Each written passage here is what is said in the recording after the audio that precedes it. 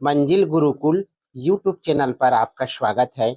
आज हम पढ़ने जा रहे हैं GGGR के बारे में, अर्थात global gender gap report. Global gender gap report के बारे में। तो GGR क्या है? GGR जो है वो विश्व आर्थिक मंच के द्वारा, किसके द्वारा? विश्व आर्थिक मंच के द्वारा जारी किया गया एक रिपोर्ट है, जिसमें जो है ग्लोबल जेंडर गैप के बारे में जानकारी दी जाती है। अर्थात अभी तक विश्व स्तर पर कौन सा देश आगे है, कौन सा देश पीछे है, किसमें सुधार हुआ है, इस सब की जानकारी इस रिपोर्ट के माध्यम से दी जाती है। और इसको जारी कौन करता है? विश्व आर्थिक मंच। विश्व आर्थिक मंच, वर्ल्ड इकोनॉमिक फोरम जो है वो जारी करता है। तो विश्व आर्थिक मंच जिसका स्थापना जो है 1971 में हुआ था, और इसका मुख्यालय जो है स्विट्जरलैंड के कोलांगनी में है। वर्तमान में अगर इसकी अध्यक्षता की बात करें तो क्लास एम श्वाब जो है इसकी अध्यक्ष है। इसको 11 जून 2024 को जारी किया गया था और ये इसका 18वां संस्करण है। अर्थात इसका जो प्रारंभ है वो 2006 में हुआ था। इसमें कुल 146 देश है और इसको 11 जून को जारी किया गया और उसका 18वां संस्करण था। इसको आधार जो बनाया जाता है GGR के लिए, तो GGR के लिए जो आधार बनाया जाता है उसका 4 आधार क्या क्या है? सबसे पहले आर्थिक भागीदारी और अवसर। हम इकोनॉमिक रूप से वर्ल्ड पर कैसी भागीदारी कर रहे हैं और हमें कितना अवसर मिल रहा है, ये है। शिक्षा का अवसर, शिक्षा बिना तो कुछ होगा नहीं, शिक्षा के आधार ही सब कुछ है, शिक्षा से ही सब कुछ आगे बढ़ती है।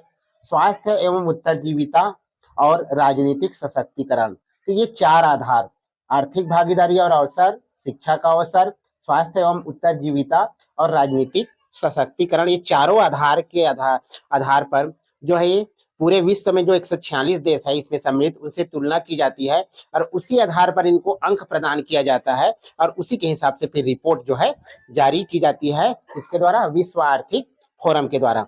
अगर हम GGGR की बात कर ले तो विश्व स्तर पर जो है सबसे टॉप पर जो है आइसलैंड है, दूसरे नंबर पर फिनलैंड, तीसरे नंबर पर नॉर्वे, चौथे नंबर पर न्यूजीलैंड और 5वें नंबर पर स्वीडन है। तो ये 1 से लेकर 5 तक, जिसमें आइसलैंड सबसे टॉप पर है। सबसे बड़ी खासियत है कि लगातार 15 वर्षों से जो है आइसलैंड जो है टॉप पर बना हुआ है। और अगर इसके सबसे निम्नतम की बात करें तो इसमें एक ट्रिक याद कर लो, सुपर चिंगी अर्थात सु मतलब होता है सूडान, जो सबसे लास्ट पायदान पर है 146 नंबर पर। सुपर यानी कि पाकिस्तान, हमारा जो पड़ोसी देश है, वो 145 नंबर पर है।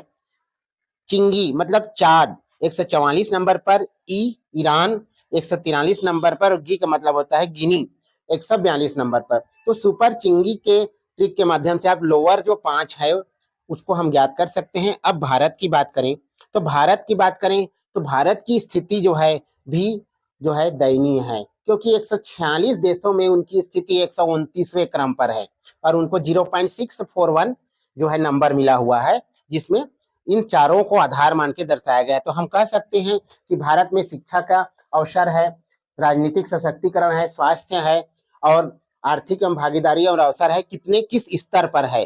ठीक है, और इसी का परिणाम है कि भारत 129वें क्रम पर है, जबकि हम बहुत से क्षेत्रों में टॉप 10 में रहते हैं, लेकिन इस मामले में बहुत ही दयनीय स्थिति में है।